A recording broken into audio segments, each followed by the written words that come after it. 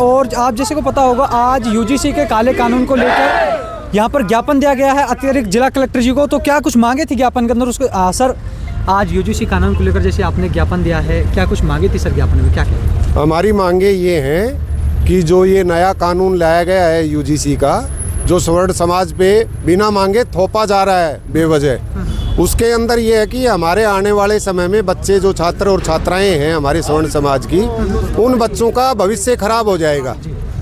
और जो कमेटी बनाई गई है उसके अंदर एक सदस्य एसटी का होगा, एक एससी का होगा, एक ओबीसी का होगा, लेकिन जनरल कास्ट का उस कमेटी के अंदर कोई भी सदस्य होगा, बिना कोई वजह कोई वामनस्य भी ना हो तो हमारे समाज के बच्चे और बच्चियों के खिलाफ मुकदमे दर्ज कराए जाएंगे, उनका भविष्य खराब किया जाएगा, जिसको हम कतई बर्दाश्त नहीं करेंगे।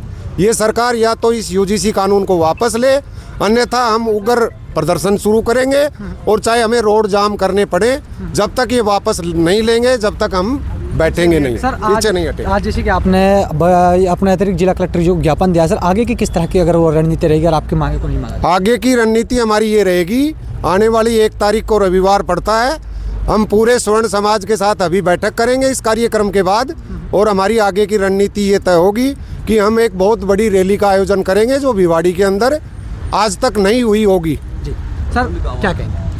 ये जो नया कानून आया है सवर्णों को दबाने के लिए, तो ये अब सहन नहीं होने लायक ऐसा कर दिया है इन्होंने। और जो फॉल्स उसमें जो अभी कानून डाला हुआ है कि कोई भी प्रताड़ित है उसको कोई पेश करने का मौका ही नहीं दिया, बचने का मौका नहीं दिया गया, तो उसको ये बर्दाश्त नहीं करेगी स्वर्ण समाज। और आगे चल के हम धरना भी प्रदर्शन करेंगे और ये चेतावनी भी है मोदी सरकार को कि होश में आओ, नहीं तो होश में ये स्वर्ण समाज जो जिन्होंने ऊपर चढ़ाया है वो नीचे गिराने का काम भी करेगी आगे चल के। ये आपकी मांग? ये मांग है। सब स्वीकृति जाओ, अध्यक्ष से सारे समाजों के लगभग 1% मैम देखिए, आप अभी जैसे जिला कलेक्टर को ज्ञापन दे तो आप कुछ अपनी मांगे सामने रखें, मैम क्या कहेंगे आप? मांग नहीं, यूजीसी बिल वापस हो जाए। जो स्वर्ण समाज को दबाने के लिए किया गया है, इसको वापस लेने के लिए विरोध किया जा रहा है। तो सबसे निवेदन है सरकार से कि इस बिल को जितना जल्द हो सके वापस ले लें, नहीं तो स्वर्ण समाज रोड पे उतर आएगा धरना प्रदर्शन करके। सर यूजीसी जैसे कि आज आप सैकड़ों की संख्या में जिला कलेक्टर जी के ऑफिस पर पहुंचे हो, सर क्या कहेंगे? देखिए, ये जो कानून, ये जो काला कानून है, ये हमारे संविधान के खिलाफ है। संविधान के खंड 3 में हमें मूलभूत अधिकार, फंडामेंटल्स राइट्स दिए हुए हैं हम सभी सिटीजन्स को। यहाँ तक ये नहीं हो सकता है कि आप बहुमत में किसी संख्या में SC ST OBC का अगर संख्या ज़्यादा है तो उनके लिए एक विशेष अधिकार दें और जनरल के लिए, कैटेगरी के लिए विशेष और दूसरा उसके अधिकार छीन लें। ये संविधान के खिलाफ है। ये बाबा भीमराव अंबेडकर जी ने इसको आर्टिकल 32 में सुप्रीम कोर्ट में रिट्स के द्वारा चैलेंज कर सकते हैं, इसको ये खारिज किया जा सकता है। और हाई कोर्ट में सेक्शन 226 के तहत इस रिट लगा के इसके संविधान, ये जो कानून है इसको हम खारिज कर सकते हैं। ये गैर कानूनी है, असंवैधानिक है, ये नेचुरल जस्टिस को टोटली खिलाफ है। किसी को भी, एक अपराधी, एक आतंकवादी को भी या उसके वकील मिलता है, उसको जस्टिफाई करने के उनको अपराधी मान दिया गया है। जरा सोचिए, एक बच्ची एक स्कूल कॉलेज में पढ़ने जाएगी, जो बच्चा पढ़ने जाएगा किस तनाव से गुजरेगा, उसको पहले दिन से ही अपराधी घोषित किया जाएगा। ये कानून है, ये उसको जस्टिफाई करने का कोई मौका ही नहीं है। नेचुरल जस्टिस के खिलाफ है, ये कानून के खिलाफ है, संविधान के खिलाफ है, मौलिक अधिकार के खिलाफ है। It's totally against the fundamental rights of human being and citizens. हमें सभी को इस कानून के खिलाफ में आवाज उठाना चाहिए। मित्रों, ये कानून केवल जनरल के लिए नहीं है, यहाँ पे समस्त हिंदू, समस्त सनातनियों के बीच में फूट करने का है। इनका जो नारा है, एक से रहेंगे नेक रहेंगे, बटेंगे तो कटेंगे जैसा नारा, एक केवल झूठी कोरी कल्पना है वोट लेने के लिए। इसमें कुछ सच्चाई नहीं है। इन्होंने हमारे भाइयों के बीच में, SC ST OBC के बीच में हमें बांट रखा है। हम जय। क्या सर वोट लेने तक ही अगर बात कर रहे थे? जी सर, ये जो कानून बनाया है मोदी जी ने के संरक्षण में हुआ है, एक जो भी हुआ, क्योंकि हमने हिंदू समझ के मोदी जी को वोट किया। और मैं RSS से बोल रहा हूँ, हमारा संगठन बहुत बड़ा है। मतलब हिंदुओं को तोड़ने का काम किया है ये जो कानून से।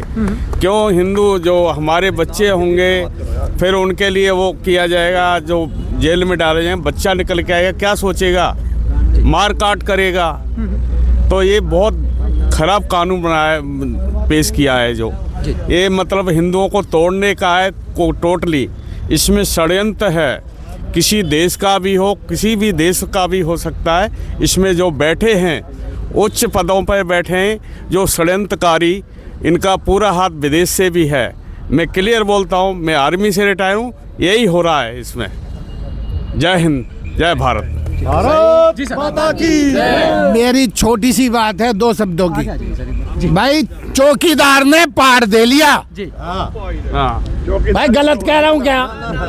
भाई हमने चौकीदारी सौंपी थी, है ना। आज हमारे बच्चे भी यूनिवर्सिटी में नहीं जा सकते, इसका अर्थ ये है कुल मिला के क्या हम अपने बच्चों को पढ़ा नहीं सकते?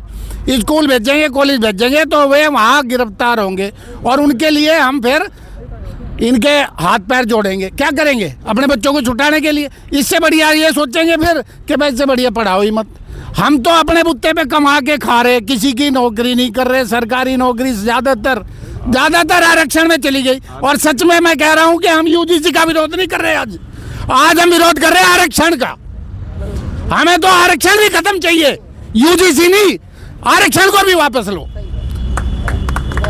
नहीं अगर आप हमें समान अधिकार देना चाहते हो, मानते हो कि हम इस देश के वासिंदे, आप कह रहे हो 1947 में आज़ादी मिली थी, हमें तो आज तक भी नहीं मिली। हम तो आज भी गुलामी कर रहे, नहीं कर रहे भाई साहब। हम तो गुलामी है। हमने सोचा था चौकीदार रहेगा हमारा, चौकीदार करके हमने 3 बार सत्ता सौंप दी। इसलिए नहीं सौंपी थी कि वो हमारे घर में पाट देगा, हमारे बच्चों को फंसाएगा उसमें, इस कानून के पीछे। तो हम तो बात कर रहे हैं आज बराबरी की बात करो, बराबरी की बात करो, नहीं तो रेल भी रोकेंगे और दिल्ली को घेरेंगे, दिल्ली को घेरेंगे। अब अगला नंबर दिल्ली का। अतिरिक्त जिला कलेक्टर भिवाड़ी को आज ज्ञापन दिया है, तो आगे की आपकी क्या रणनीतियां रहेंगी भिवाड़ी से? दिल्ली को घेरेंगे, दिल्ली को। अगर हम दिल्ली को रोक देंगे, बिल्कुल दिल्ली को नहीं चलने देंगे। क्या हम नहीं जानते क्या रेल रोकना?